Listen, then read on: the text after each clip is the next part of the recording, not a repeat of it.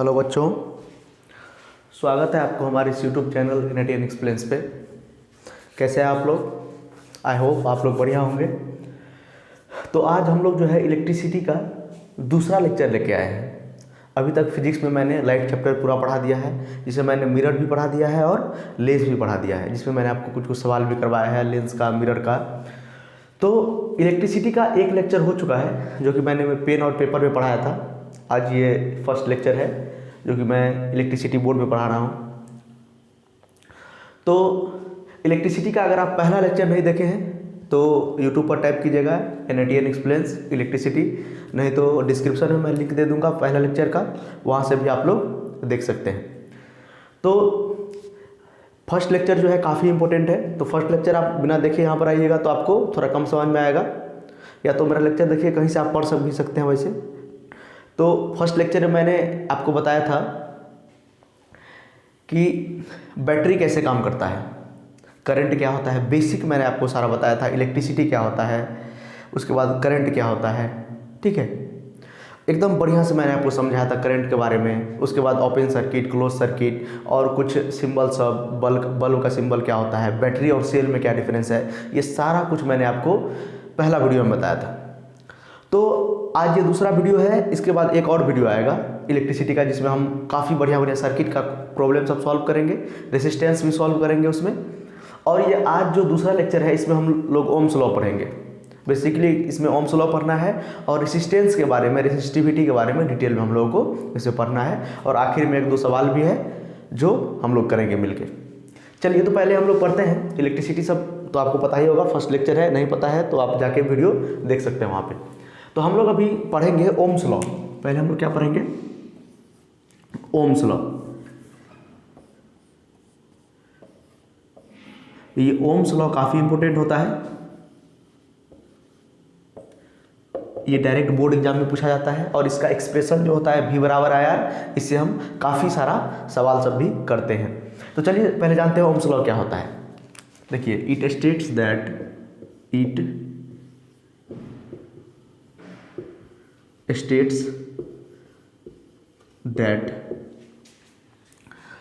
the potential difference,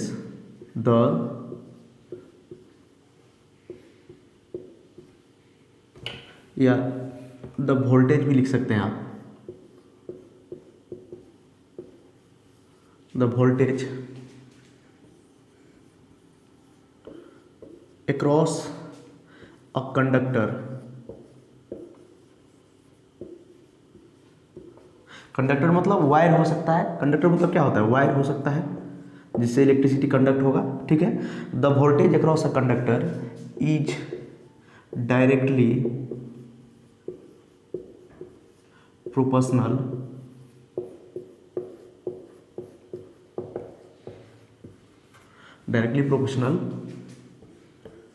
to the current flowing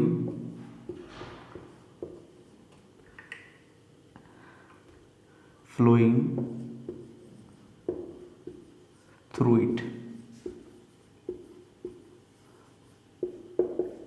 through it कहने का मतलब कंडक्टर, जो वोल्टेज होगा कंडक्टर के अक्रॉस वो डायरेक्टली प्रोपोर्शनल होगा करंट जो फ्लो करेगा कंडक्टर में, ठीक है।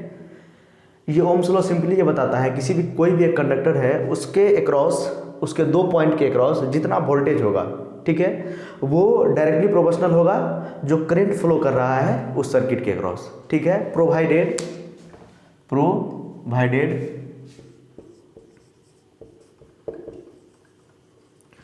All the physical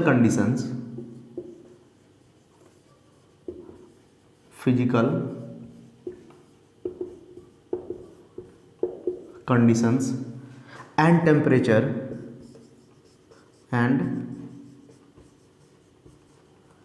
temperature remains constant।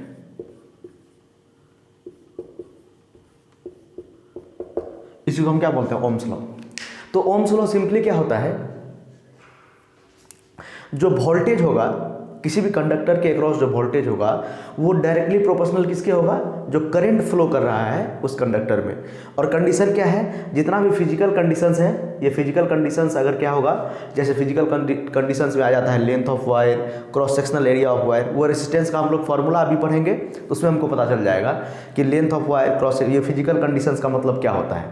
तो अभी आप ये याद रखिए, जो वोल्टेज होता है वो डायरेक्टली प्रोपोर्शनल होता है करंट के, ठीक है, किसी भी कंडक्टर के across, provided that physical conditions, कुछ फिजिकल कंडीशन जैसे लेंथ ऑफ वायर हो गया, एरिया ऑफ क्रॉस सेक्शन, वो सब जो अगर और कांस्टेंट टेम्परेचर अगर रहेगा, तब ये 3 कंडीशन 4 कंडीशन अगर वैलिड रहेगा तब V is directly proportional to I होता है, ठीक है।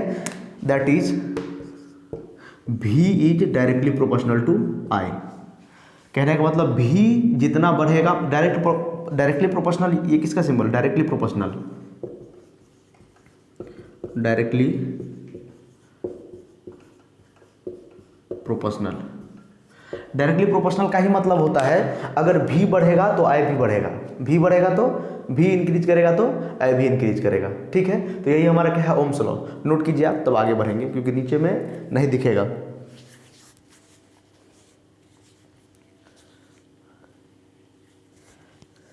नोट कर लिया आप लोग, जल्दी से नोट कीजिए। तो ओम्स लॉ बताता है किसी भी कंडक्टर के क्रॉस जितना हमारा वोल्टेज होता है वो डायरेक्टली प्रोपोर्शनल होता है करंट के। जितना हमारा वोल्टेज होता है वो किसके प्रोपोर्शनल होता है, करंट के डायरेक्टली प्रोपोर्शनल होता है।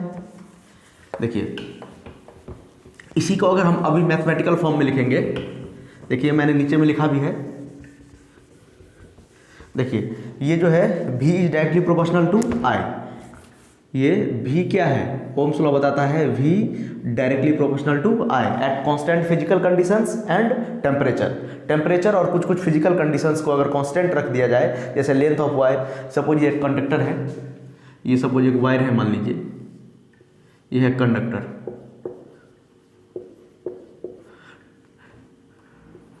इसका जो लेंथ है ये L फिक्स है, ये L क्या है, L फिक्स है। इसका जो क्रॉस सेक्शनल एरिया है, ये क्रॉस सेक्शनल, इसका मोटाई, थिकनेस, अगर ये भी cross sectional area, cross sectional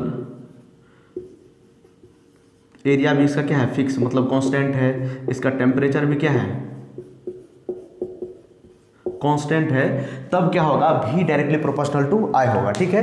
किसी भी कंडक्टर के अक्रॉस जितना वोल्टेज होगा, किसी भी कंडक्टर के अक्रॉस जितना वोल्टेज होगा उतना ही उसमें क्या होगा, करंट फ्लो करेगा। कहने का मतलब डायरेक्टली प्रोपोर्शनल का मतलब होता है अगर V इंक्रीज किया तो I भी इंक्रीज करेगा, अगर I इंक्रीज किया तो V भी इंक्रीज करेगा। तो ये प्रोपोर्शनलिटी का साइन हटाने के लिए, और इक्वल टू साइन देने के लिए, इसको हटा के बीच में इक्वल टू का साइन देने के लिए हमको एक कांस्टेंट यूज करना पड़ता है, जिसको हम बोलते हैं प्रोपोर्शनलिटी कांस्टेंट या कांस्टेंट ऑफ प्रोपोर्शनलिटी बोलते हैं हम लोग। तो यहाँ पर हम लोग R यूज करते हैं, क्या यूज करते हैं, तो ये हो जाएगा RI, V बराबर RI, ठीक है। ये प्रोपोर्शनलिटी साइन हटता है तो क्या आता है, कांस्टेंट आता है। ये प्रोपोर्शनलिटी हटा के ये इक्वल टू देने के लिए कांस्टेंट देना पड़ता है, कांस्टेंट, ये कांस्टेंट R होता है, जिसको हम लोग बोलते हैं क्या, रेसिस्टेंस। तो हमारा फॉर्मूला क्या आ गया, V बराबर IR, V बराबर क्या आ गया, IR। यही होता है ओम्स लॉ, यही क्या है, ओम्स लॉ। आप ये भी लिख सकते हैं, I को इस साइड लाइए तो V बाय I बराबर कांस्टेंट, V बाय I बराबर कांस्टेंट, यही क्या होता है, R होता है, यही क्या होता है, R क्या है, रेसिस्टेंस, R क्या है, रेसिस्टेंस, R क्या है, रेसिस्टेंस है। समझ में आया आप लोगों को। ओम्स लॉ ये बताता है कि किसी भी कंडक्टर के अक्रॉस जितना वोल्टेज होगा वो डायरेक्टली प्रोपोर्शनल होगा करंट के eight constant physical condition, that is length of wire अगर कांस्टेंट है, कंडक्टर का जो लेंथ है वो कांस्टेंट है, उसके बाद क्रॉस सेक्शनल एरिया अगर फिक्स है उसका, ये मोटाई जो उसका फिक्स है, ठीक है, और टेम्परेचर अगर कांस्टेंट होगा तो V डायरेक्टली प्रोपोर्शनल I होगा। ये प्रोपोर्शनलिटी हटाने के लिए कांस्टेंट देना पड़ता है, ठीक है, जिसको प्रोपोर्शनलिटी कांस्टेंट बोलते हैं। ये उसके जगह यहाँ पर R दिया है, ये R क्या होता है, रेसिस्टेंस होता है। चलिए रेसिस्टेंस के बारे में हम लोग जानते हैं, ये नोट कीजिए। उसके बाद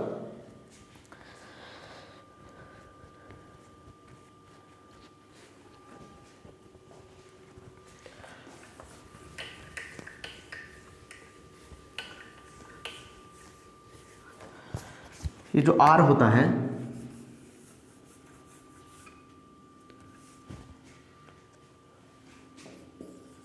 R is constant for given metallic wire, given metallic wire and eight constant temperature.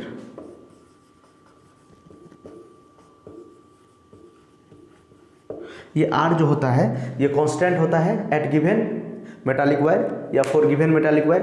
किसी भी एक पार्टिकुलर मेटालिक वायर के लिए अगर कॉपर का वायर होगा तो उसका जो अगर कॉपर का ही वायर लेंगे हम, ठीक है, तो उसके लिए क्या होगा, ये R कांस्टेंट होता है और टेम्परेचर भी अगर फिक्स रहा तो टेम्परेचर वेरी करने से R वेरी करता है, टेम्परेचर वेरी करने से R वेरी करता है, R चेंज हो जाता है। अगर मेटालिक वायर, अगर वायर हम लोग चेंज कर देंगे, कंडक्टर को ही हम लोग चेंज कर देंगे, सपोज ये कॉपर का कंडक्टर है, अगर हम एल्युमिनियम का कंडक्टर ले लेंगे, मेटालिक वायर अगर चेंज कर देंगे, कंडक्टर ही चेंज कर देंगे तो कंडक्टर का प्रॉपर्टी चेंज कर जाएगा, तो इसीलिए R भी क्या कर जाता है, चेंज कर जाता है, ठीक है। तो अभी तो हम लोगों ने पढ़ा है कि ओम्स लॉ क्या होता है, किसी भी कंडक्टर के अक्रॉस जितना पोटेंशियल होता है वो डायरेक्टली प्रोपोर्शनल होता है जितना करंट उस कंडक्टर से फ्लो कर रहा है। At a constant physical condition, cross sectional area constant हो, लेंथ उसका कांस्टेंट हो और टेम्परेचर कांस्टेंट हो, ठीक है। ये सब अगर कांस्टेंट रहेगा तो जितना करंट फ्लो करता है तो V क्या हो जाता है, V directly proportional to I हो जाता है। यही है हमारा ओम्स लॉ। इसी प्रोपोर्शनलिटी साइन को हटाएंगे तो क्या हो जाएगा, V बराबर IR। ये हमारा ओम्स लॉ था। ये जो R है ये होता है प्रोपोर्शनलिटी कांस्टेंट, जिसको हम लोग क्या बोलते हैं, रेसिस्टेंस, जिसको हम लोग क्या बोलते हैं, अब ये बताए थे रेसिस्टेंस। ये रेसिस्टेंस के बारे में ही यहाँ पर लिखे हैं। रेसिस्टेंस R जो होता है ये कांस्टेंट होता है for a given metallic wire. ये क्या होता है, constant for a given metallic wire eight constant temperature. Temperature भी क्या होना चाहिए, कांस्टेंट होना चाहिए, नोट कीजिए। तो और पढ़ेंगे रेसिस्टेंस के बारे में आगे,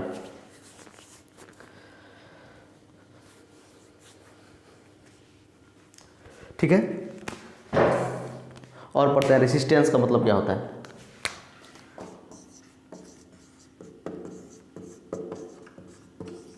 रेसिस्टेंस, ये रेसिस्टेंस जो होता है मेटल का, वायर का प्रॉपर्टी होता है, कंडक्टर का प्रॉपर्टी होता है। अभी मैं आपको बताया हूँ कि मेटालिक वायर चेंज करने से कंडक्टर का प्रॉपर्टी चेंज कर जाएगा, मतलब कंडक्टर का प्रॉपर्टी चेंज कर जाएगा और उससे क्या होगा, रेसिस्टेंस वेरी कर जाएगा। तो ये जो रेसिस्टेंस है प्रॉपर्टी ऑफ क्या है, कंडक्टर, तो क्या लिखेंगे, it is the property, it is the property of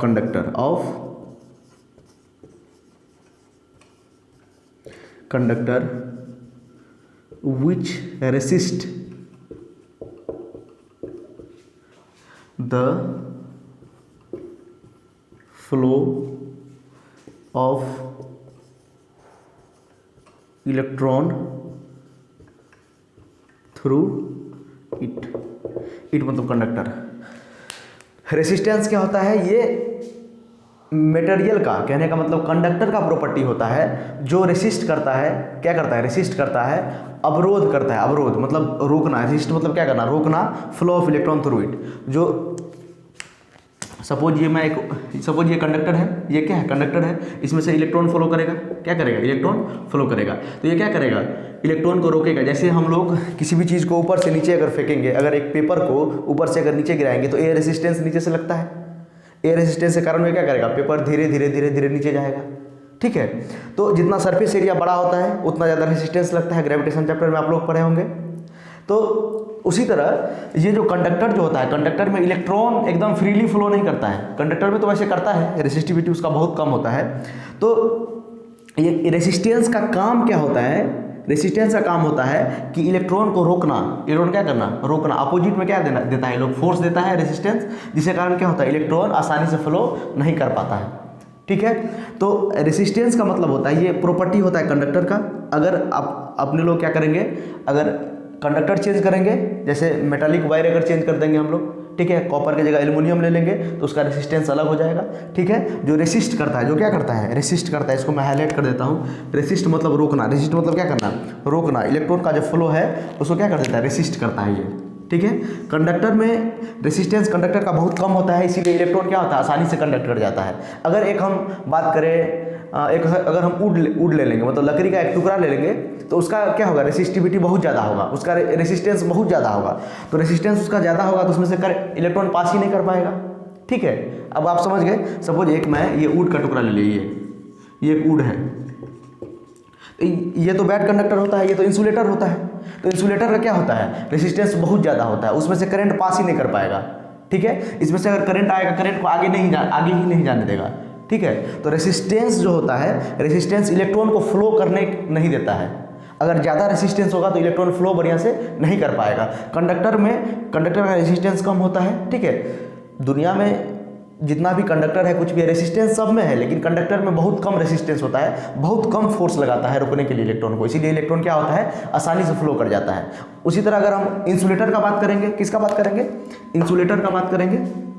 यहाँ पर मैं एक वुड बना देता हूँ, ये वुड है, ये क्या होता है, इंसुलेटर। इंसुलेटर में क्या होता है, रेसिस्टेंस बहुत ज़्यादा होता है, इलेक्ट्रॉन फ्लो नहीं कर पाता है, इसीलिए क्या होता है, ये बैड कंडक्टर होता है, ये इंसुलेटर होता है। ठीक है, तो रेसिस्टेंस क्या होता है, ये मटेरियल का प्रॉपर्टी होता है। रेसिस्टेंस मटेरियल का प्रॉपर्टी होता है जो रेसिस्ट करता है। मटेरियल करने का मतलब कंडक्टर का प्रॉपर्टी होता है जो रेसिस्ट करता है, इलेक्ट्रॉन को फ्लो करने नहीं देता है, रोकता है इलेक्ट्रॉन को फ्लो करने से। ठीक है, कंडक्टर में आसानी से फ्लो करता है क्योंकि कंडक्टर का रेसिस्टेंस बहुत ही कम होता है। ठीक है, आई होप आपको समझ में आया होगा रेसिस्टेंस के बारे में। ठीक है, रेसिस्टेंस अभी हम लोग और पढ़ेंगे। ठीक है, चलिए नोट कर लीजिए सबको।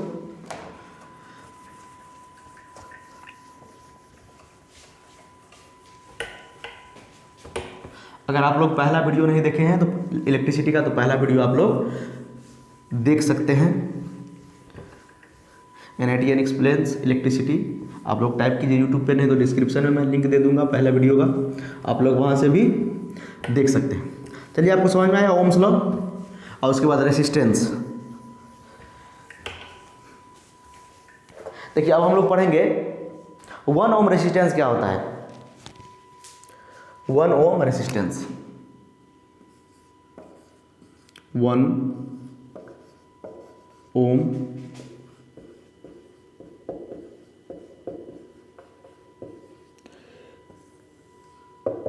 बहुत आसान है।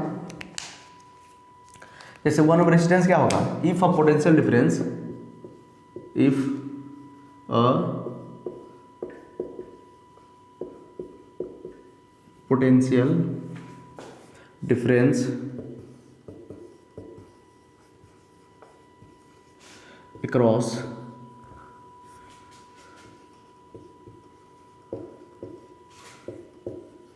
two end of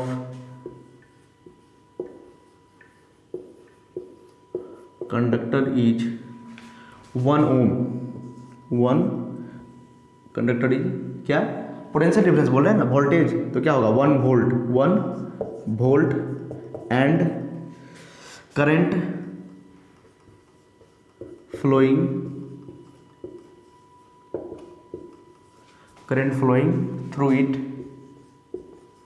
through it is 1 ampere. then the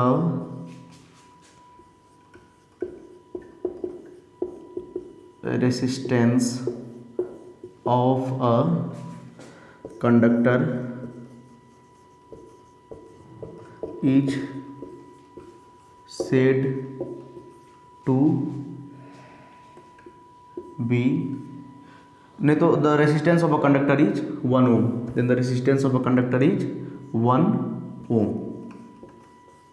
बहुत आसान है। जैसे 1 न्यूटन फोर्स हम लोग क्या डिफाइन करते हैं कि एक केजी के बॉडी पे अगर 1 मीटर पर सेकेंड स्क्वायर का एक्सीलरेशन पैदा होता है तो बोलते हैं 1 न्यूटन का फोर्स लग रहा है उस पर। उसी तरह बोलेगा 1 ओम रेजिस्टेंस डिफाइन करने के लिए, तो हम बोल दिए एक कंडक्टर है, एक क्या है एक ये कंडक्टर है, इसके अक्रॉस जो पोटेंशियल डिफरेंस है ये भी है, ये दोनों इंड के अक्रॉस, ये ए इंड है, ये बी है, ये दोनों के अक्रॉस पोटेंशियल डिफरेंस क्या है, बी है, और इसमें से 1 मीटर पर सेकेंड स्क्वायर मतलब 1 एम्पियर क्या हो रहा है, 1 एम्पियर करंट फ्लो कर रहा है, 1 एम्पियर 1 एम्पियर करंट फ्लो कर रहा है, तो इस कंडक्टर का रेसिस्टेंस क्या हो जाएगा, रेसिस्टेंस ऑफ कंडक्टर क्या हो जाएगा 1 ओम, 1 ओम। यही होता है। अगर ये कंडक्टर है, ए बी के इंड का वोल्टेज भी है, ए बी इंड का वोल्टेज भी है या पोटेंशियल भी है, और इसमें 1 एम्पियर का करंट फ्लो कर रहा है, तो बोलेंगे रेसिस्टेंस इस कंडक्टर का कितना है 1 ओम। वही तो 1 ओम में हमको रेसिस्टेंस डिफाइन करना था। तो बताइए तो V बराबर क्या होता है, आई आर।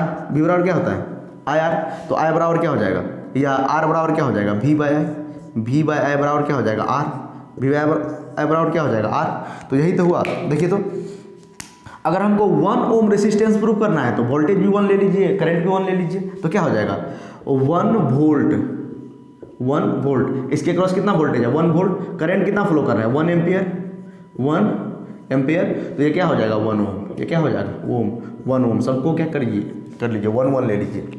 ठीक है, समझ में आ रहा है आप लोगों को। 1 ओम रेजिस्टेंस का मतलब क्या है, किसी भी कंडक्टर के क्रॉस, ये सपोज एक कंडक्टर है, ये सपोज क्या है कंडक्टर है, ये एक वायर है, इसके इंड और इसके इंड का वोल्टेज इसका V है, ये दोनों इंड के, सपोज ये इंड A है ये B है, इसके इंड का वोल्टेज कितना है V है, और इसमें 1 एम्पियर करंट फ्लो कर रहा है, इसमें कितना एम्पियर करंट फ्लो कर रहा है 1 एम्पियर, तो इसका जो रेसिस्टेंस होगा ये 1 ओम कहेंगे, इसको क्या कहेंगे 1 ओम। तो इसका जो रेसिस्टेंस होगा कितना होगा 1 ओम होगा। तो इसी तरह मैंने बना दिया कि एक ये कंडक्टर है, ये A और B इंड का इसका वोल्टेज कितना है V है, अगर उसमें 1 एम्पियर करंट फ्लो कर रहा है, उसका पोटेंशियल डिफरेंस V है दोनों इंड का, तो उसमें उसका जो रेसिस्टेंस होगा वो 1 ओम होगा। तो potential difference across 2 end of a conductor is 1 volt, दोनों इंड का जो पोटेंशियल डिफरेंस होगा, जो वोल्टेज होगा 1 वोल्ट है, और करंट जो फ्लो कर रहा है थ्रू इट इज 1 एम्पियर, जो कंडक्टर से करंट फ्लो कर रहा है वो भी क्या है 1 एम्पियर है, कितना है 1 वोल्ट 1 एम्पियर। ठीक है, तो रेसिस्टेंस ऑफ कंडक्टर कितना हो जाएगा 1 ओम, खत्म। अगर आपको नहीं समझ में आ रहा है तो देखिए, हम लोग फोर्स बराबर फार्मूला क्या होता है बताइए, पहले मास इंटू एक्सीलरेशन, तो बोलेगा 1 न्यूटन फोर्स क्या होगा, 1 न्यूटन फोर्स क्या होता है, हम बोलेंगे कि 1 न्यूटन फोर्स बराबर हो जाएगा 1 kg मास पर अगर 1 मीटर पर सेकेंड स्क्वायर का एक्सीलरेशन पैदा होगा, तो बोलेंगे 1 न्यूटन फोर्स है। 1 kg मास पर, ये 1 kg के मास पर ये एक्सीलरेशन पैदा हुआ 1 मीटर पर सेकेंड स्क्वायर का, तो बोलेंगे इसमें कितना फोर्स लग रहा है 1 न्यूटन। फोर्स बराबर क्या हो जाएगा 1 न्यूटन, बोलेंगे 1 न्यूटन का फोर्स लगा है। इजी है। ठीक है, तो किसी भी कंडक्टर के क्रॉस, सपोज ये कंडक्टर है, इसके क्रॉस वोल्टेज भी है और इसमें करंट अगर फ्लो कर रहा है 1 एम्पियर, तो इसका जो रेसिस्टेंस होगा वो 1 ओम होगा। ठीक है, जल्दी से नोट कीजिए तब आगे बढ़ते हैं। आपको दिख रहा है क्लियर? अच्छा हाँ दिख रहा है, चलिए जल्दी से नोट कीजिए।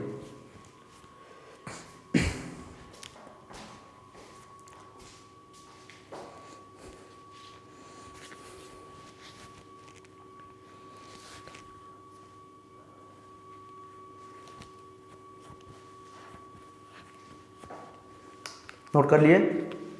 समझ में आ गया आप लोगों को? नहीं समझ में आ रहा है तो आप रिपीट करके देख सकते हैं, मैंने 2-3 बार समझा दिया है। वैसे आसान है ये सब। किसी भी चीज़ को अगर 1 मतलब डिफाइन करना है, 1 न्यूटन फोर्स, 1 पास्कल प्रेशर, ठीक है, तो इसी तरह दोनों क्वांटिटी क्या लेते हैं, जितना भी उसका फार्मूला में वैल्यू है सबको 1-1 ले लेंगे। ठीक है, तो वो डिफाइन हो जाता है।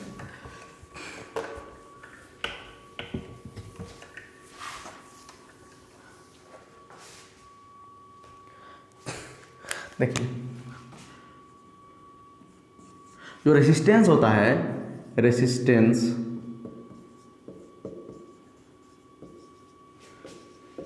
ऑफ अ कंडक्टर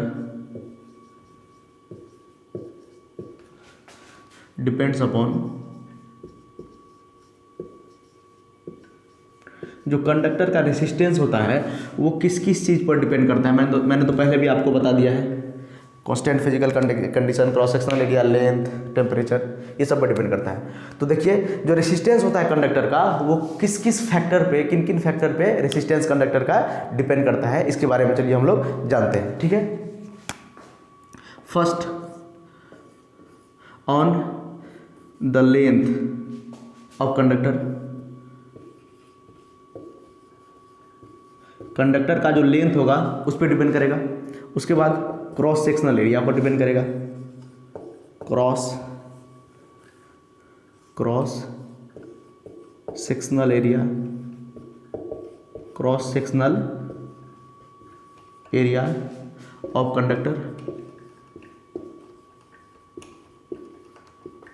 कंडक्टर का जो क्रॉस सेक्शनल एरिया होगा उस पर डिपेंड करेगा लेंथ, मतलब सपोज ये कंडक्टर है, ये एक वायर है, कंडक्टर है, इसका लेंथ L है, तो इस पर डिपेंड करता है। इसका जो मोटाई है, मोटाई पतला मोटा, इसी को बोलते हैं क्रॉस सेक्शनल एरिया, उस पर डिपेंड करता है। उसके बाद material of conductor, material of conductor, conductor के मटेरियल पर भी डिपेंड करता है। और इसी से हम लोग अब फार्मूला ड्राइव करेंगे, किसका, रेसिस्टेंस का फार्मूला ड्राइव करेंगे। ठीक है, रेसिस्टेंस का जो एक्चुअल जो फार्मूला होता है वो ड्राइव करेंगे। वो तो हम लोग V बराबर IR जो पढ़े थे, R तो प्रोपोर्शनलिटी कांस्टेंट था, ठीक है, वहाँ से भी आप लोग R निकाल सकते हैं। लेकिन अगर लेंथ ऑफ वायर दिया रहेगा, अगर cross sectional area of wire दिया रहेगा, तब हम कैसे रेसिस्टेंस निकालेंगे। ठीक है, उसके बारे में हम लोग अभी चर्चा कर रहे हैं। तो रेसिस्टेंस, किसी भी कंडक्टर का रेसिस्टेंस किन किन फैक्टर पे डिपेंड करता है। तो पहला डिपेंड करता है उसके लेंथ पर, किस पे, on the length of conductor ना, on the length of conductor, length of conductor, cross sectional area of conductor and material of conductor, जो जिससे वो मिलके बना हुआ है। कॉपर होगा तो कॉपर, एल्युमिनियम होगा तो एल्युमिनियम। ठीक है, तो ये तीन फैक्टर पर डिपेंड करता है और टेम्परेचर पर भी डिपेंड करता है रेजिस्टेंस। तो पाया गया ऐसे जो लेंथ होता है, जो रेजिस्टेंस होता है, वो डायरेक्टली प्रोपोर्शनल होता है एल के। डायरेक्टली प्रोपोर्शनल क्या होता है, लेंथ के डिपेंड तो करता है, लेंथ पे भी डिपेंड करता है, क्रॉस सेक्शनल एरिया पर भी डिपेंड करता है, मटेरियल पर भी डिपेंड करता है। लेकिन अगर मैथमेटिकल कैलकुलेशन देखेंगे तो ऐसा पाया गया कि लेंथ जो है, लेंथ पर रेजिस्टेंस डायरेक्टली प्रोपोर्शनल है। ठीक है, इसको इक्वेशन फर्स्ट दे देते हैं। और जो रेजिस्टेंस है वो इन्वर्सली प्रोपोर्शनल होता है एरिया के। एरिया के क्या होता है, इन्वर्सली प्रोपोर्शनल। इसको इक्वेशन हम लोग दे देंगे सेकेंड। ठीक है, सबसे पहले हम लोग जाने कि रेजिस्टेंस किस किस चीज़ पर डिपेंड करता है, कौन कौन सा फैक्टर पर डिपेंड करता है। तो पहला था लेंथ ऑफ कंडक्टर, कंडक्टर के लेंथ पे डिपेंड कर रहा है। दूसरा है क्रॉस सेक्शनल एरिया पर डिपेंड कर रहा है। उसके बाद मटेरियल ऑफ कंडक्टर, कंडक्टर किस मटेरियल से मिलकर बना है उस पर भी डिपेंड करता है। और ऐसा पाया गया कि जो रेजिस्टेंस है लेंथ के डायरेक्टली प्रोपोर्शनल है। कहने का मतलब अगर लेंथ इंक्रीज करेंगे तो रेजिस्टेंस इंक्रीज करेगा, और रेजिस्टेंस के इन्वर्सली प्रोपोर्शनल, रेजिस्टेंस जो है इन्वर्सली प्रोपोर्शनल होता है क्रॉस सेक्शनल एरिया के। अगर हम थिकनेस बढ़ाएंगे तो रेजिस्टेंस कम होगा, अगर थिकनेस कम करेंगे तो रेजिस्टेंस ज़्यादा होगा। देखिए, इन्वर्सली प्रोपोर्शनल का मतलब होता है अगर R इंक्रीज करेंगे तो A इंक्रीज करेंगे तो R गिरेगा, R घटेगा, और A डिक्रीज करेंगे तो R इंक्रीज करेगा। ठीक है, तो चलिए दोनों को कंबाइन करते हैं। Combining equation first and second, combining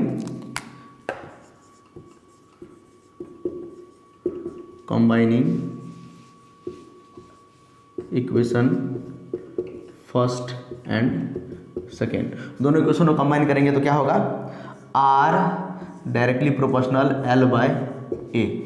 देखिए ये दोनों अलग अलग था, ये क्या किया, दोनों को सपोज मल्टीप्लाई कर दिए तो L को 1 से मल्टीप्लाई करेंगे तो क्या हो जाएगा, L को 1 से मल्टीप्लाई करेंगे तो L और नीचे में A है, तो दोनों इक्वेशन को क्या कर दिए, कंबाइन कर दिए। तो R डायरेक्टली प्रोपोर्शनल हो गया L बाय A। यहाँ से हम लोग क्या लिख सकते हैं, यहाँ से हम लोग लिख सकते हैं R बराबर raw L by A।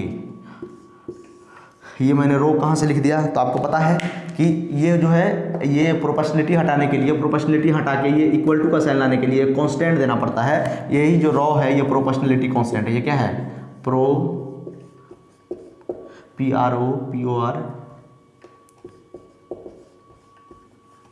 Proportionality constant है।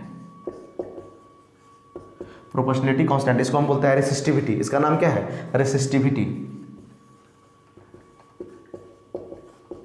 इसका नाम है रेसिस्टिविटी, इसको बोलते हैं प्रोपोर्शनलिटी कांस्टेंट। इसके बारे में अभी डिटेल में पढ़ेंगे। इसको पढ़ा जाता है रो, RHO, रो, इसका नाम क्या है, रो। ठीक है, तो अभी हम लोगों ने पढ़ा कि रेसिस्टेंस किन किन फैक्टर पर डिपेंड करता है किसी भी कंडक्टर का। तो पहला लेंथ ऑफ वायर पे डिपेंड करता है, दूसरा एरिया ऑफ क्रॉस सेक्शन पे डिपेंड करता है, तीसरा मटेरियल ऑफ वायर पे डिपेंड करता है, मतलब मटेरियल ऑफ कंडक्टर पे डिपेंड करता है, या मटेरियल ऑफ वायर बोल सकते हैं। तो ऐसा पाया गया कि रेसिस्टेंस जो है डायरेक्टली प्रोपोर्शनल है लेंथ के, और रेसिस्टेंस जो है इन्वर्सली प्रोपोर्शनल है क्रॉस सेक्शनल एरिया के। दोनों इक्वेशन को कंबाइन किए तो क्या हो गया, R directly proportional L by R proportional L by बोल सकते हैं आप लोग।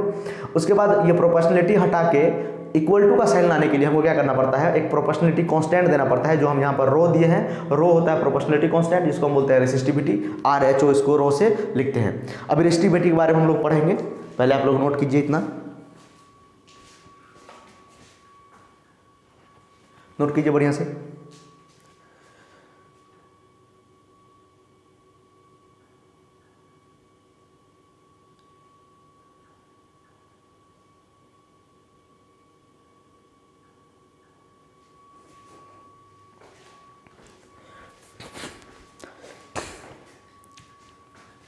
लिख लिए आप लोग? चलिए, अगर आपको इसका नोट्स चाहिए तो डिस्क्रिप्शन में मेरा हैंड रिटेन नोट्स आपको मिल जाएगा। जितना कुछ यहाँ पर पढ़ा रहे हैं सब कुछ आपको वहाँ पे मिल जाएगा। डिस्क्रिप्शन आप लोग चेक कीजिएगा, ठीक है। और इलेक्ट्रिसिटी ख़त्म होने के बाद आपको बढ़िया बढ़िया सवाल भी करवा देंगे। आज भी 1-2 सवाल लेके आए हैं, करवाएंगे, ठीक है। तो हमारा जो अभी इक्वेशन आ गया था R बराबर रो L बाय ए, रो L बाय ए। यहाँ पर L क्या है? लेंथ ऑफ वायर या कंडक्टर। ए है एरिया ऑफ क्रॉस सेक्शनल, ए है एरिया ऑफ क्रॉस सेक्शन, ठीक है। और रो यहाँ पर है प्रोपोर्शनलिटी कांस्टेंट, इसको बोलते हैं RHO, रो पढ़ते हैं इसको, इसका नाम है रेसिस्टिविटी।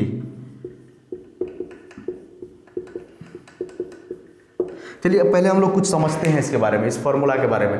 रो होता है रेसिस्टिविटी कैरेक्टरिस्टिक्स प्रॉपर्टी होता है। क्या होता है? ये मटेरियल का प्रॉपर्टी होता है। जैसे ये एलॉय सब के लिए, मेटल सब के लिए बहुत ज़्यादा होता है, ठीक है, मतलब बहुत कम होता है। इसमें से करंट मतलब रेसिस्टिविटी बहुत कम, तो क्या हो गया? इलेक्ट्रॉन इजीली पास करेगा, मतलब वो गुड कंडक्टर होगा, ठीक है। कंडक्टर के बारे में बोल रहे हैं। एलॉय मेटल सब का क्या होता है? कंडक्टिविटी बहुत ज़्यादा होता है। और इंसुलेटर का अगर बात करेंगे तो उसका कंडक्टिविटी इससे इन्वर्सली मतलब उल्टा होता है। अगर रेसिस्टिविटी कम तो कंडक्टिविटी क्या होता है? ज़्यादा होता है। कंडक्टिविटी मतलब कंडक्ट करने का क्षमता, ठीक है। तो रेसिस्टिविटी जो होता है वो एलॉय सब का बहुत ही कम होता है, बहुत ही कम होता है। ऑर्डर 10⁻⁻7 ऐसे 10⁻⁻6 से 10⁻⁹ 7 तक होता है। ऐसे एलॉय सब का बहुत ही कम रेसिस्टिविटी होता है, ठीक है। मेटल के लिए अगर बात करेंगे, एलॉय सब के लिए,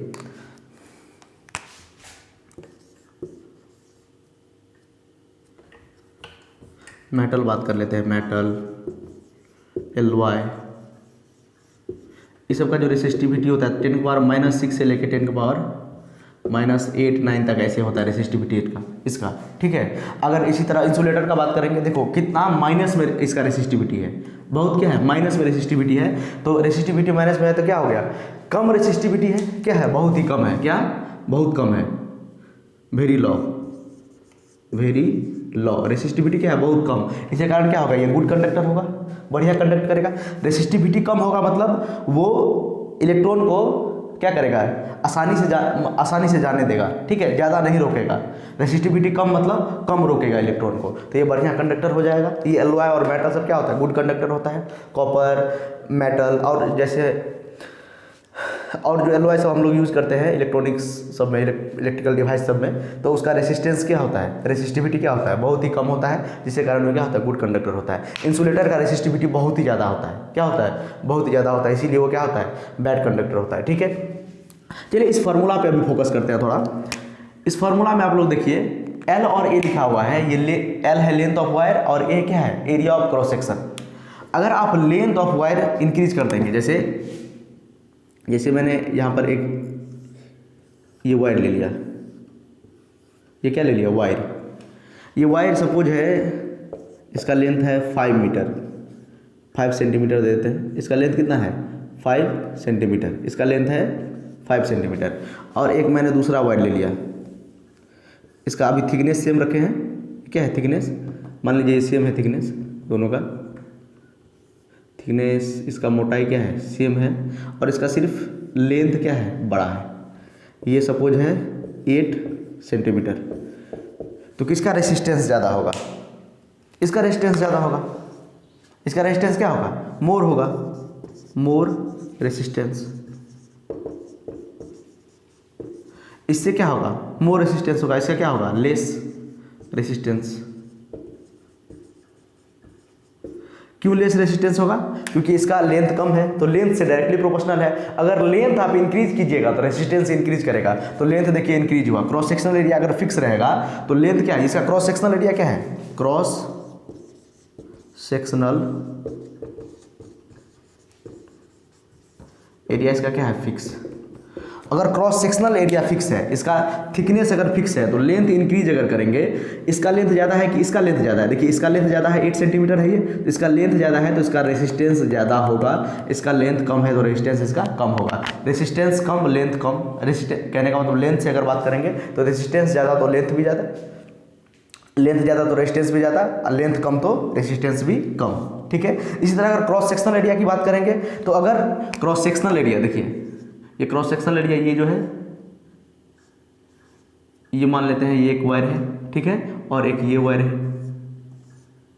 अगर लेंथ फिक्स है दोनों का, एल है, दोनों का लेंथ क्या है, फिक्स है, एल है, तो क्रॉस सेक्शनल एरिया किसका ज़्यादा है, इसका ज़्यादा है। तो इसका क्रॉस सेक्शनल एरिया ज़्यादा है तो करंट किस में ज़्यादा होगा, मतलब करंट कहने का मतलब रेजिस्टेंस किस में ज़्यादा होगा, रेजिस्टेंस ज़्यादा होगा, इसका एरिया क्या होगा, कम होगा। देखिए एरिया कम तो ये ज़्यादा, इन्वर्सली प्रोपोर्शनल का मतलब होता है ये कम तो ये ज़्यादा। इन्वर्सली प्रोपोर्शनल का मतलब क्या होता है, एरिया कम तो रेजिस्टेंस ज़्यादा, रेजिस्टेंस क्या ज़्यादा। तो एरिया कम किसका है, इसका एरिया कम है तो रेजिस्टेंस क्या होगा इसका, मतलब एरिया मतलब थिकनेस किसका कम है, क्रॉस सेक्शनल एरिया मतलब होता है थिकनेस। ठीक है, तो इसका एरिया कम है तो इसका एरिया क्या है, ज़्यादा है, तो इसका रेजिस्टेंस क्या होगा, कम, रेजिस्टेंस में क्या होगा, कम होगा। ठीक है, इसीलिए हम लोग जो है जो टीवी का केबल होता है, जो डाटा ट्रांसफ़र वाला केबल होता है, उसके बाद जो फ्रिज सब का जो केबल होता है, उसमें ज़्यादा करंट का जरूरी होता है कि नहीं होता है। जैसे हम लोग सिंपल एक बल्ब हमको जलाना है, क्या जलाना है, एक बल्ब जलाना है, तो सिंपल हमारा जो रेड और ब्लैक वाला जो वायर आता है, वो पतला वाला वायर, उससे हम काम चला लेंगे। अगर हमको फ्रिज चलाना है, अगर हमको फ्रिज का जरूरी पड़ गया, ठीक है, तो फ्रिज के लिए हम क्या करेंगे, पतला वायर लगाएंगे तो उसको करंट नहीं पास करेगा, शॉर्ट कर जाएगा वो, तो उसके लिए तो ज़्यादा करंट, ज़्यादा अमाउंट ऑफ करंट चाहिए। उसके लिए हम क्या करते हैं, मोटा वायर यूज करते हैं। मोटा वायर में ज़्यादा करंट फ्लो करता है क्योंकि उसका रेसिस्टेंस कम होता है, एरिया ऑफ क्रॉस सेक्शन क्या होता है, ज़्यादा। एरिया ऑफ क्रॉस सेक्शन ज़्यादा तो करंट इसमें फ्लो करेगा, एरिया ऑफ क्रॉस सेक्शन ज़्यादा तो करंट फ्लो करेगा ज़्यादा। क्यों, क्योंकि एरिया अगर ज़्यादा तो रेसिस्टेंस होगा कम, रेसिस्टेंस होगा कम तो वो क्या करेगा, उसको कम रोकेगा। ठीक है, रेजिस्टेंस कम होने का मतलब क्या, देखिए तो मेटल एलॉय का रेजिस्टेंस बहुत ही कम है, माइनस में है, मतलब वेरी रॉ रेजिस्टेंस है, तो करंट इसमें क्या करेगा, ज़्यादा फ्लो करेगा, करंट ज़्यादा फ्लो करेगा, इसमें करंट क्या करेगा, ज़्यादा फ्लो करेगा, करंट ज़्यादा फ्लो करेगा। तो इसीलिए हम लोग क्या करते हैं, जो टीवी वाला केबल सब होता है, जो बड़ा बड़ा फैक्ट्री सब में जो केबल मोटा मोटा केबल सब लगाया जाता है, वो मोटा, उसका थिकनेस मोटा इसलिए होता है, उसका थिकनेस ज़्यादा होता है क्योंकि उसमें से ज़्यादा करंट फ्लो कर सके और बड़ा बड़ा मशीन सब हम क्या करें, ऑपरेट कर सके। तो इसीलिए अगर छोटा कोई डिवाइस चलाना है, बल्ब जलाना है, फैन चलाना है, तो हम सिंपल वायर से काम चला लेते हैं। अगर हमको फ्रिज चलाना है, कूलर चलाना है, बड़ा बड़ा डिवाइस सब कोई ऑपरेट करना है, मशीन सब इंडस्ट्री सब में, तो हम लोग मोटा वायर यूज करते हैं क्योंकि मोटा वायर का जो है रेसिस्टेंस अगर एरिया इंक्रीज कर गया, मोटा वायर मतलब उसका थिकनेस इंक्रीज किया, क्रॉस सेक्शनल एरिया इंक्रीज किया, तो क्रॉस सेक्शनल एरिया इंक्रीज करने का मतलब रेसिस्टेंस क्या हो गया, डिक्रीज कर गया। रेसिस्टेंस डिक्रीज करने का मतलब होता है करंट इसमें से क्या होगा, ज़्यादा फ्लो करेगा। रेसिस्टेंस कम लगेगा तो करंट क्या होगा, ज़्यादा फ्लो करेगा। रेजिस्टेंस को आप एयर रेजिस्टेंस से कंपेयर कर सकते हैं। एयर जो अगर एक पेपर को नीचे गिराएंगे, तभी मैंने आपको बताया था, एक पेपर को जब हम नीचे गिराएंगे तो नीचे से पेपर क्या होगा, डायरेक्ट नीचे नहीं गिरेगा, ऐसे ऐसे ऐसे ऐसे करके नीचे गिरेगा। ठीक है, क्योंकि एयर रेजिस्टेंस नीचे से लगता है। उसी तरह इलेक्ट्रॉन को अपोज करता है, मोशन को क्या करता है, अपोज करता है कौन, रेजिस्टेंस। ठीक है, तो जितना रेजिस्टेंस कम होगा उतना वो ज़्यादा, उतना उसमें से ज़्यादा करंट पास कर पाएगा। ठीक है, रेजिस्टेंस कम वो गुड कंडक्टर हो जाएगा, उसमें ज़्यादा करंट पास कर पाएगा। ठीक है, आई होप सब समझ में आया होगा आपको, नोट कीजिए जल्दी से, उसके बाद आगे बढ़ते हैं। रेसिस्टिविटी आपको समझ में आया। रेसिस्टिविटी मतलब होता है जो मेटल एलॉय सबका होता है, रेसिस्टिविटी क्या होता है, 10⁻⁻6 to 10⁻⁸ तक होता है।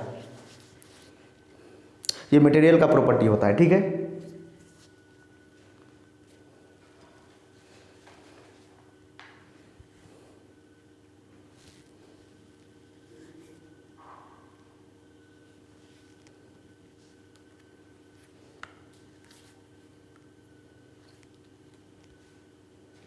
नोट कर लिया आप लोग।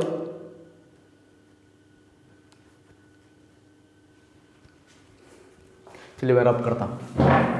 बताइए तो रेसिस्टिविटी का यूनिट क्या होगा, रेसिस्टिविटी का यूनिट क्या होगा,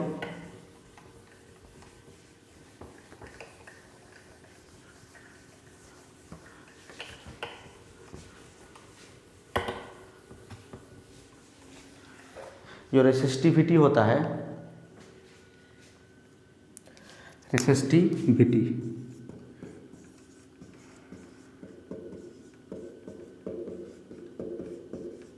रेसिस्टिविटी ये होता है रो।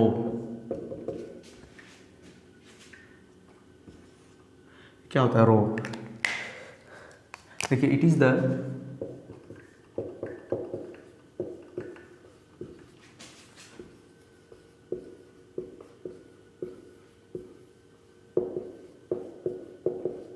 Characteristics property of a material. Material का ये कैरेक्टरिस्टिक्स प्रॉपर्टी होता है, ठीक है, मटेरियल पर डिपेंड करता है, ठीक है।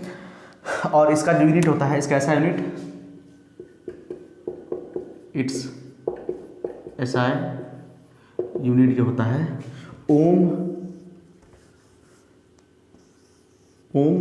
मीटर होता है। इसका ऐसा यूनिट क्या होता है? ओम मीटर। देखिए हम निकालते हैं कैसे ओम मीटर होता है। पहले बताइए, रेजिस्टेंस का फॉर्मूला अब तक आपको याद हो जाना चाहिए, रॉ L बाय ए, रॉ L बाय ए, रॉ L बाय ए। हमको रॉ का निकालना है। बताइए रेजिस्टेंस का ऐसा यूनिट बताइए, ओम होता है। रेजिस्टेंस का ऐसा यूनिट क्या होता है? ओम बराबर रॉ, ये तो निकालना है हमको। इसका यूनिट क्या होगा? एल का ये लेंथ का क्या होता है? मीटर। लेंथ का क्या होता है? मीटर। एरिया क्या होता है? Metre into metre. एरिया क्या होता है? L square. अगर बात करेंगे तो स्क्वायर का, अगर आप बात करेंगे सर्कल का तब भी रेडियस का स्क्वायर, ठीक है। मीटर इंटू मीटर क्या होगा? Metre into metre. देखिए 1 मीटर से 1 मीटर गया, और इसको देखिए डिवाइड में ऐसे लाएंगे तो मल्टीप्लाई में हो जाएगा, तो ये क्या हो जाएगा? ओम मीटर। किसका? रेसिस्टिविटी का SI unit, SI unit of resistivity. यही मैंने यहाँ पर लिखा है। रेसिस्टिविटी क्या है? SI unit. यही है क्या? SI unit, SI unit of resistivity, ohm metre. मैंने क्या किया? R बराबर रॉ L बाय L का होता है मीटर, एरिया क्या होता है? Metre square. Metre into metre, M से M कट गया, M को इस साइड लेके जाएंगे तो रो ओम इंटू मीटर हो जाएगा। किसका? रो का SI यूनिट, ठीक है। नोट कीजिए इसको। अभी मैंने आपको बताया था एलॉय और जो मेटल होता है उसके लिए the resistivity of conductor like metal and matter alloy लिख सकते हैं, खास करके एलवाई के लिए। एलवाई इज वेरी लो, मतलब बहुत कम होता है। दैट इज उसका ऑर्डर होता है 10⁻⁸ टू 10⁻�6। ये क्या होता है? उसका रेसिस्टिविटी का ऑर्डर होता है, ठीक है। इसका इतने ऑर्डर में होता है। बट इंसुलेटर के लिए, बट फॉर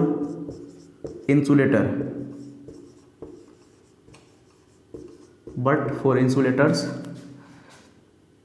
लाइक, इंसुलेटर क्या होगा? रबर,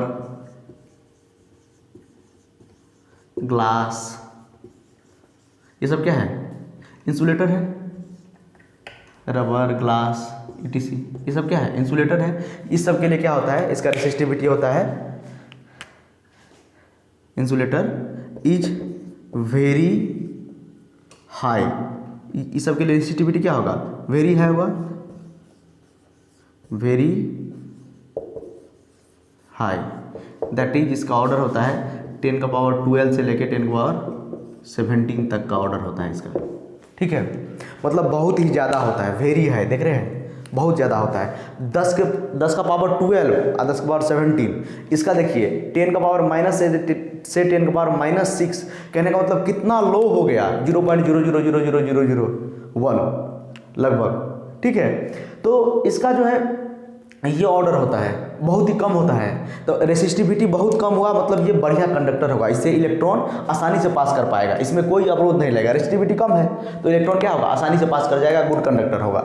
लेकिन इंसुलेटर क्या होता है? कंडक्टर नहीं होता, उससे करंट ही नहीं पास करता है, ठीक है। तो इंसुलेटर में क्या होगा, वेरी हाई रेसिस्टिविटी होता है। क्या होता है, 10 के पावर 12 से लेकर 10 के पावर 18 तक होता है, 17 18 तक होता है। ठीक है, इसका रेसिस्टिविटी क्या होता है, बहुत ही ज़्यादा होता है, इसीलिए इंसुलेटर में करंट पास नहीं करता है। ठीक है, आपको समझ में आएगा ये सारा चीज़। चलिए अब सवाल करते हैं, जल्दी से नोट कीजिए। ये कैरेक्टरिस्टिक्स प्रॉपर्टी होता है, इसका ऐसा यूनिट होता है ओम मीटर। क्या होता है, ओम मीटर। ये मैंने आपको बताया था कैसे होता है ओम मीटर। और उसके बाद रेजिस्टिविटी कंडक्टर का जो होता है, मेटल का एलॉय का जो होता है वेरी हाई, वेरी लो होता है, 10⁻⁸ to 10⁻⁶। और जो इंसुलेटर के लिए होता है लाइक रबर, ग्लास, ये इंसुलेटर सब के लिए वेरी हाई होता है, 10⁻12 से लेकर 10⁻17 तक। चलिए आगे बढ़ते हैं। जो इसका नेक्स्ट लेक्चर आएगा उसमें मैं आपको बताऊंगा एकदम दोनों को मिक्स करके, पैरेलल और सीरीज कॉम्बिनेशन, उसके बाद ओम्स लॉ को भी मिक्स करके उस पर बढ़िया बढ़िया सवाल हम लोग कल के लेक्चर में करेंगे। ठीक है, इसीलिए आप नए हैं चैनल पे तो सब्सक्राइब कर लीजिएगा ताकि नोटिफिकेशन आपको तुरंत मिले। ठीक है, चलिए एक पॉइंट और देखिए क्या है कि जो रेसिस्टेंस होता है, both resistance and resistivity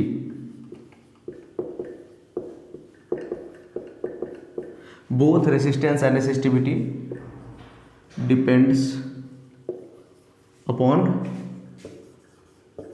temperature। दोनों जो है रेसिस्टेंस और रेसिस्टिविटी किस पर डिपेंड करता है, टेम्परेचर पर डिपेंड करता है। अगर टेम्परेचर वैरी कराएंगे तो रेसिस्टेंस भी वैरी करेगा, रेसिस्टिविटी भी वैरी करेगा। ठीक है, रेसिस्टिविटी क्या था, characteristics property of material, material का प्रॉपर्टी था वो। ठीक है, लेकिन रेजिस्टेंस क्या होता है, लेंथ पे डिपेंड करता है, उसके बाद मटेरियल पर भी डिपेंड करता है, टेम्परेचर पर भी डिपेंड करता है, क्रॉस सेक्शनल एरिया पर भी डिपेंड करता है। ठीक है, लगभग सेम मान सकते हैं आप। ठीक है, और डिटेल में आप लोग पढ़िएगा 11th क्लास में।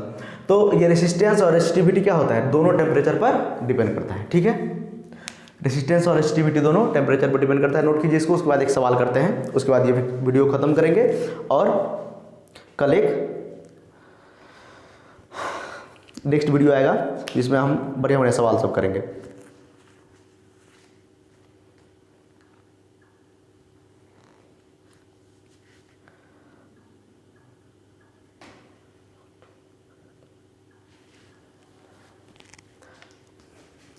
चलिए मैं रब कर रहा हूँ, एक क्वेश्चन है, मैं क्वेश्चन यहाँ पे नहीं लिख रहा हूँ, एनसीईआरटी का क्वेश्चन है ये। ठीक है, एनसीईआरटी से डायरेक्ट लिया है क्वेश्चन। तो ये क्वेश्चन है, बोल रहा है how much current will an electric bulb drawn from 220 volt source. Question जो है बोल रहा है हाउ मच करंट, मतलब क्वेश्चन में देखिए वोल्टेज दिया हुआ है 220 वोल्ट, 220 वोल्ट। ठीक है, वोल्टेज दिया है 220 वोल्ट, करंट बोल रहा है निकालने के लिए, और रेसिस्टेंस दिया है आपका। अब क्या दिया हुआ है, रेसिस्टेंस दिया हुआ है। रेसिस्टेंस आपका दिया हुआ है क्वेश्चन में 1200 ओम। कितना दिया हुआ है, 1200 ओम। ठीक है, निकालने के लिए क्या बोल रहा है, आई निकालने के लिए बोल रहा है। कितना आसान है, वी हैव, हम जानते हैं V बराबर क्या होता है, I R from Ohm's law. किससे, ओम्स लॉ से।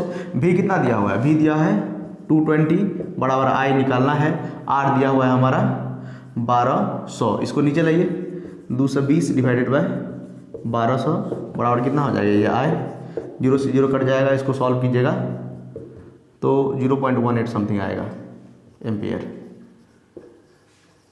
ये एनसीईआरटी में डायरेक्ट आपका सवाल दिया हुआ है। ठीक है, नोट कीजिए सवाल को। देखिए वोल्टेज क्वेश्चन में दिया हुआ था, वोल्टेज हमको पता था 220 वोल्ट, करंट निकालना था। ठीक है, एनसीईआरटी में नीचे में सवाल दिया हुआ है, एग्जाम्पल में ही दिया हुआ है, और वोल्टेज दिया हुआ है, करंट निकालना है, रेसिस्टेंस भी दिया हुआ है। तो हमको पता है डायरेक्ट V बराबर आया। ठीक है, ये सब तो आसान सवाल है। हम पैरेलल और सीरीज कॉम्बिनेशन जब आपको हम पढ़ा देंगे, रेसिस्टेंस का पैरेलल और सीरीज कॉम्बिनेशन, इसका नेक्स्ट लेक्चर होगा। ठीक है, वो शायद आखिरी लेक्चर होगा, अगर वो बड़ा भी बनेगा तो उसमें ज़्यादा सवाल करवा देंगे, नहीं तो एक और लेक्चर आएगा जिसमें आपको टोटल क्वेश्चन कवर करवा देंगे। तो पैरेलल और सीरीज कॉम्बिनेशन अगर आपको पढ़ा देंगे, उसके बाद उसमें ओम्स लॉ लगा के तब उसमें क्या होगा, बढ़िया बढ़िया सवाल हम लोग करेंगे। ये तो आसान सवाल है, V बराबर आई आर लगाए, V का वैल्यू दिए, R का वैल्यू दिए, इसको इससे डिवाइड कर दिए, मल्टीप्लाई में था तो I बराबर कितना हो गया 0.18 एम्पियर। ठीक है, एक और उसी में सवाल है, 220 वोल्ट तो सोर्स है और 100 ओम रेजिस्टेंस होगा तो क्या होगा। इसी में ये A नंबर का सवाल था, ये था A नंबर। इसी में थोड़ा चेंजेज है, ये आप लोग नोट कर लिए हैं, रब कर दो इसको, नोट कर लीजिए जल्दी से। चलिए इसी में जो है थोड़ा चेंजेस कर दिया है कि करंट ही निकालना है इसमें, लेकिन इस बार जो है 1200 ना होके यहाँ पर रेसिस्टेंस जो है 100 ओम है, कुछ नहीं है। वी हैव फिर V बराबर क्या होता है आई आर, V बराबर क्या होता है आई आर। V कितना दिया है 220 वोल्ट बराबर I निकालना है इंटू R 100, डिवाइड कर दीजिए 220, ये 100 कोई साइड लाएंगे तो डिवाइड में जाएगा बराबर I, 0 से 0 काट दीजिए, इसको डिवाइड कीजिएगा तो कितना हो जाएगा 2.2 वोल्ट, कितना हो जाएगा I बराबर एम्पियर ना 2.2 एम्पियर, 2.2 एम्पियर निकाल लीजिए आप लोग, आसान है ये, ठीक है। इसके बाद कल आपको कुछ रेसिस्टिविटी का भी सवाल करवा देंगे, ठीक है। जैसे लेंथ ऑफ वायर दिया रहेगा, लेंथ चेंज करना है इतने से, उसके बाद क्रॉस सेक्शन एरिया चेंज कर रहा होगा, ठीक है। उस टाइप का भी सवाल आपको नेक्स्ट वीडियो में हम लोग करेंगे, ठीक है।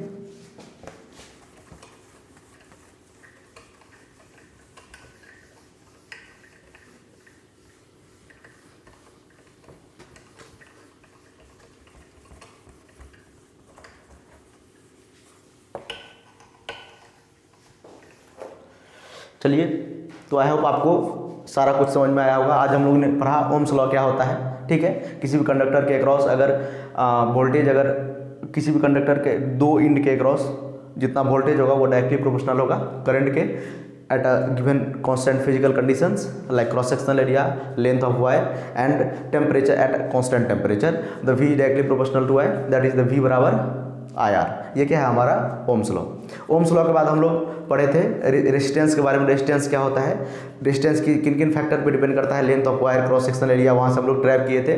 VR बराबर रॉ L/A, ठीक है, ये फॉर्मूला था। उसके बाद रेजिस्टिविटी के बारे में जाने थे। LOI का रेजिस्टिविटी बहुत कम होता है, LOI मेटल सब का रेजिस्टिविटी बहुत कम होता है, इसीलिए वो गुड कंडक्टर होता है। और जो इंसुलेटर सब होता है, इंसुलेटर वगैरह, जिससे इंसुलेटर मतलब जिससे करंट पास नहीं करता है, ठीक है, तो उसका रेजिस्टिविटी बहुत ज़्यादा होता है। कहने का मतलब उससे इलेक्ट्रॉन बढ़िया से पास नहीं करेगा, कहने का मतलब उससे करंट बढ़िया से पास नहीं करेगा, इसीलिए वो क्या है, इंसुलेटर है।